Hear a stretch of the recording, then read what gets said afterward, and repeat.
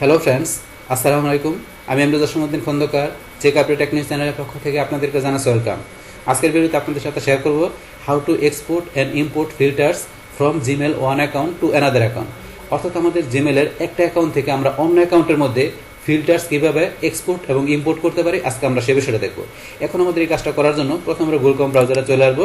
আসার পরে আমাদের এখানে এই জিমেল অ্যাকাউন্ট যদি সাইন ইন করা থাকে তাহলে আমরা এই যে গুগলে আসার পরে জিমেল, অথবা আমরা এই যে উপরে এখানে জিমেলে ক্লিক করে সরাসরি আমরা জিমেল অ্যাকাউন্টে আসতে পারি। বাস আসার পরে এখন আমাদের কাজটা করার জন্য আমরা এই যে এদিকে ডান দিকে আসবো। আসার পর আমরা যে সেটিং অপশনে ক্লিক করি, তারপরে এখান থেকে আমরা সিও সেটিংয়ে যাবো। বা যাওয়ার পর আমরা এই যে সেটিং থেকে ফিল্টার অ্যান্ড ব্লক অ্যাড্রেস আমরা এই অপশনে ক্লিক করব।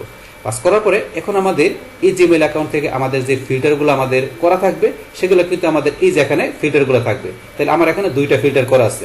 আপনার যদি আরও থাকে তাহলে সবগুলো ফিল্টার এখানে দেখতে পারবেন। বা দেখার পরে এখন এই যে ফিল্টারগুলো আমি এখানে তৈরি করলাম, কীভাবে ফিল্টারগুলো তৈরি করতে হয়, এডিট করতে হয়, ডিলিট করতে হয়, তার উপর কিন্তু একটা কমপ্লিট ভিডিও আমার চ্যানেলে দেওয়া আছে। চাইলে আপনার সেই ভিডিওটা দেখতে পারেন।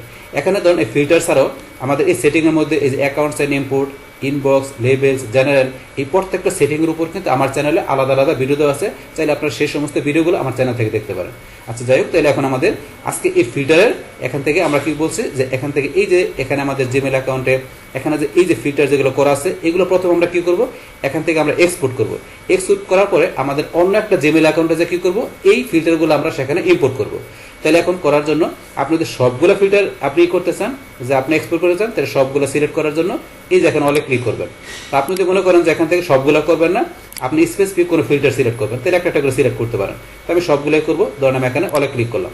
বাস করার পরে এখান থেকে আপনি চান যে ডিলিট করতে, ডিলিট এখানে ক্লিক করে ডিলিট হয়ে যাবে। আমি ডিলিট করবো না, আমি এখানে সিলেক্ট করার পরে এক্সপোর্টে ক্লিক করলাম। এক্সপোর্টে ক্লিক করার সাথে সাথে আমার কি হয়ে গেল, এই ফিল্টার দুইটা আমার এখানে এক্সপোর্ট বা ডাউনলোড হয়ে গেল। বাস হওয়ার পরে এটা আমাদের কোন লোকেশন হয়েছে সেটা দেখার জন্য আমরা এই যে শো ইন ফোল্ডার, আমরা যদি এই যে এখানে ক্লিক করি, আমি এখানে আবার একটা ক্লিক করি। বাস ক্লিক করার সাথে সাথে আমার কিন্তু চলে আসছে এখানে এই লোকেশনে ডাউনলোড ফোল্ডার আসছে। অথবা আমি যে ডাউনলোডে ক্লিক করলে এই যে আমার এটা চলে আসছে। আর এটা হচ্ছে আমার এখানে এক্সএমএল ডকুমেন্ট, একটা এক্সএমএল এর একটা ফাইল, এটা চলে আসছে এখানে। এর মধ্যে আমার দুইটা ফিল্টার আছে। তো এখন এই এক্সএমএল এর এই ফাইলটা আমি এখন কি করতে হবে, আমাকে ইম্পোর্ট করতে হবে। আর সেটা আমি কি বসে করবো, আমার অন্য একটা জিমেলের ভিতরে আমি ইম্পোর্ট করলে তো এই এক্সএমএল ফাইলের ভিতরে যে ফিল্টার দুইটা আছে সেটা কিন্তু আমার সেই জিমেলে চলে আসবে।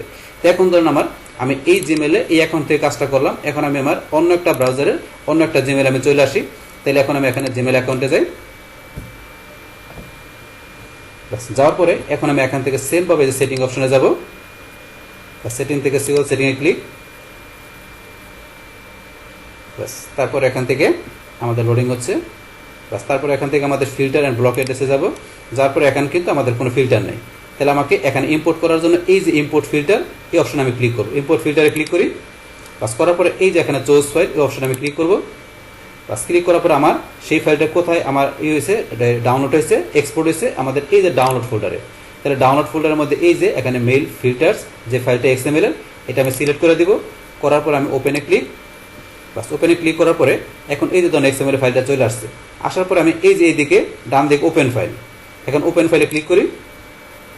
বাস এই দেখুন ফাইল দুইটা কিন্তু এখানে চলে আসছে। বাস আসার পরে এখন ধরুন আমাকে এখানে কি করতে হবে, এই যে নিচ দিকে ধরেন যে এখানে ক্রিয়েট ফিল্টার, তার আগে এই যে এখানে apply new filter existing email, এই ইমেলের মধ্যে আমি অ্যাপ্লাই করব এই ফিল্টার দুইটা। তাহলে এখানে টিক মার্ক দিতে হবে। বা দেওয়ার পরে আমি এই যে ক্রিয়েট ফিল্টার এখানে আমি ক্লিক করব। বাস এখন কিন্তু আমার এখানে কাজ চলতেছে। বাস এই ধরুন আমার এখানে কিন্তু চলে আসছে, এই যে ফিল্টার দুটো চলে আসলো এখানে। তাহলে কিন্তু আমার দুইটা ফিল্টার কিন্তু আমার কি হয়ে গেল, এখন আমার এই জিমেল অ্যাকাউন্টের মধ্যে এখানে আমার ইম্পোর্ট করে আমি নিয়ে আসলাম, চলে আসছে। এখন এখান থেকে আমার এই যে এখানে যে ফিল্টার দুইটা আমি তৈরি করছি, এখান থেকে যেই কাজটা আমার এখানে করছে এই ফিল্টারের মধ্যে সেম কাজটা কিন্তু আমার ইনবক্সের মেলগুলো আমি এই ফিল্টার এখান থেকে করতে পারবো, কারণ যেহেতু সেই ফিল্টারগুলো আমি এখানে ইম্পোর্ট করে নিয়ে আসছি। তো এইভাবে মূলত আমরা কি করতে পারি, আমাদের এই যে জিমেলের একটা অ্যাকাউন্ট থেকে আমরা প্রথমে এক্সপোর্ট করার পরে আমাদের সেই এক্সপোর্টকৃত এক্সএমএল ফাইলটা আমরা অন্য একটা জিমেলে এসে আমরা ইম্পোর্ট করে আমাদের সেই ফিল্টারগুলো এইভাবে কিন্তু আমরা নিয়ে এসে আমাদের এখান থেকে সেই ফিল্টারটা আমরা ব্যবহার করতে পারি। তাহলে এই দিচ্ছে আমাদের আজকের ভিডিওর এখানে মেন বিষয়বস্তু।